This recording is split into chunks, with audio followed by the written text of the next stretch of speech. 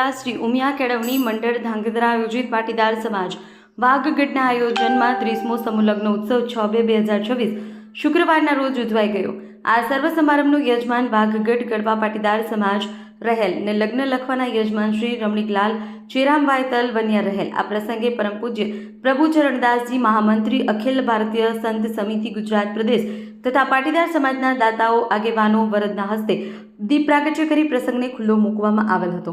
તેમજ આમંત્રિતને પધારેલ મહેમાનોનું ઉમિયા માતાજીનો ખેસ તથા બુકે આપી સન્માનિત કરવામાં આવેલ। સમગ્ર લગ્ન ઉત્સવમાં 39 નવદંપતીઓએ પ્રભુતામાં પગલાં પાડેલ।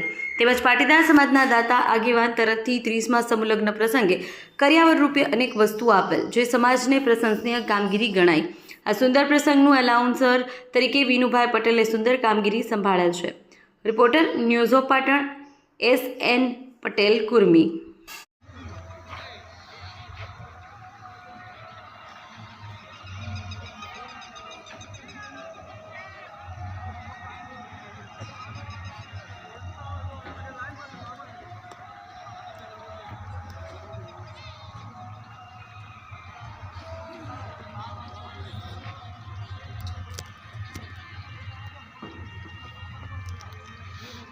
આપ જે આ સમૂહ લગ્ન યોજી રહ્યા છો એ બાબતે આપણે શું કહેવું છે? અમે ધાંગધ્રા તાલુકાના 40 ગામ છે કડવા પાટીદારના, તો આ 30 વર્ષથી સમૂહ લગ્ન કરી છે। આ 30મો સમૂહ લગ્ન મહોત્સવ છે। આ મહોત્સવના સહભાગી રૂપે વાઘગઢ કડવા પાટીદારનું ગામ છે।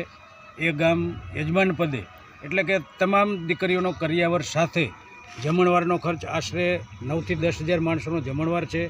39 દીકરીઓના મેરેજ છે, તો એ 39ને કરિયાવર સાથે તમામ ખર્ચ વાઘગઢ ગામ ભોગવે છે। આવું અમે 30 વર્ષથી આ સમૂહ લગ્ન મહોત્સવ ઉજવીએ છીએ અને ધાંગધ્રા તાલુકામાં આશરે 6000 કડવા પાટીદારના કુટુંબ છે।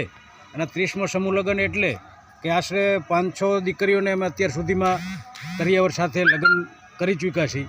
એટલે આવું અમે આગળ હજી દરેક ગામમાં બાકી છે એના સમૂહ લગ્ન કરવા દર વર્ષે તૈયારી હોય છે।